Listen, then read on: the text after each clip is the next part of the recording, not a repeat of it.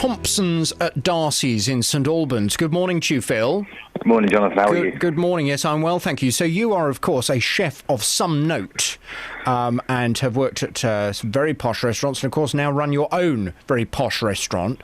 So, and I would imagine you are also on the receiving end of various reviews on TripAdvisor. Do you think people are using it in the right way?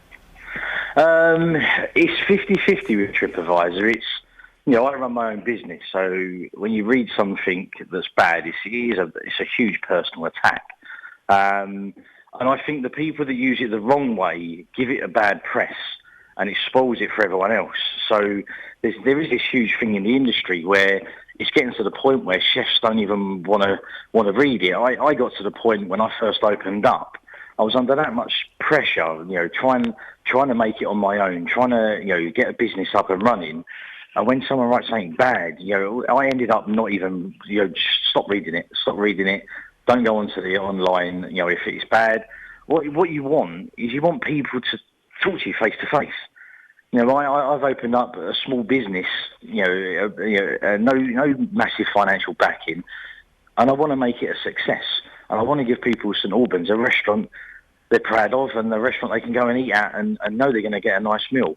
But you can't do that if people don't talk to you.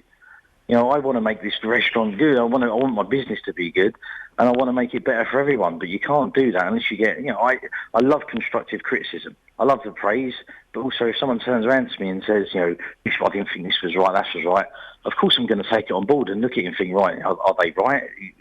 Am I getting the same feedback all the time? Because if you are, then yes, then there is a problem.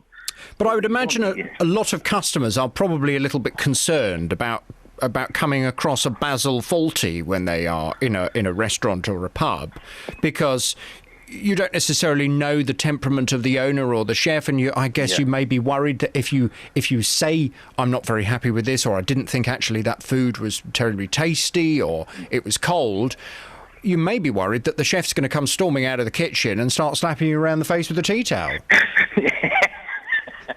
It's weird. I would say that for me, I'm one of the perfect customers, because I go there, and if I don't enjoy the meal, I just don't go back. But I think it's very easy for people to hide behind a computer screen and vent. And what happens is the build-up. If something's wrong, then nothing else is going to be right, and then all of a sudden people pick fault in everything. And then by the time you get home, you're that angry and you sit behind a computer. You know, all of a sudden that 15-minute wait for your starter turns into an hour. You know, and then the restaurant was empty and there was no, you know, all of a sudden everything is blown out. And sometimes I read it on TripAdvisor, and you analyse. I know what everyone ate in the restaurant. You know, I serve every customer. I know what they ate. I know how long they waited. All the times are on the dockets that we get. So you're the first person here to think, right, yes, they did wait 20 minutes, or if I see a problem, I can try and rectify it. Okay, send a middle call, send a sorbet, send them something, apologise, it's coming. You know, if you can do that on a night, then brilliant. But sometimes when you know there's a problem, or you know, and you say to the restaurant manager, make sure, keep it on the table, they've had a wait, make sure they're okay. And when you get back, everything's fine. Oh, it's lovely, no problem. And then the next day you read that it is a problem, and all of a sudden it's all blown out of proportion. It's a bit heartbreaking sometimes. You think, well, why didn't you say something? Or, what's the weirdest thing anyone's ever written about you on TripAdvisor?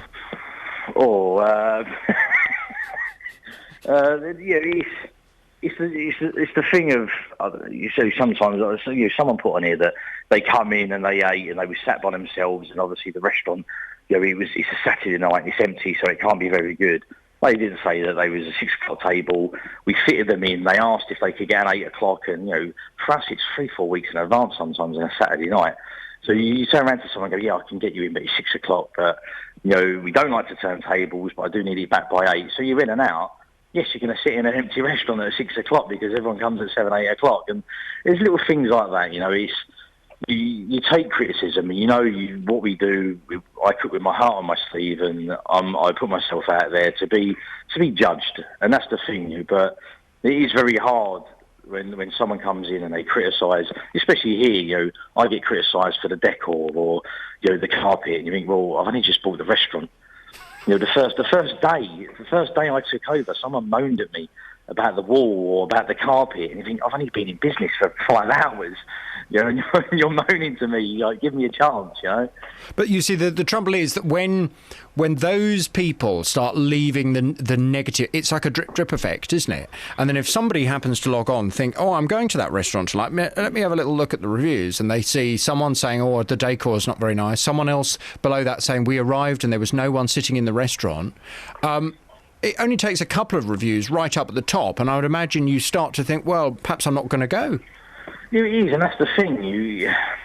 Well, I don't think people realise sometimes that when you put an attack on something, this is my business, it pays my mortgage, it feeds my family, and all of a sudden someone's there trying to destroy it, and that's what it is sometimes.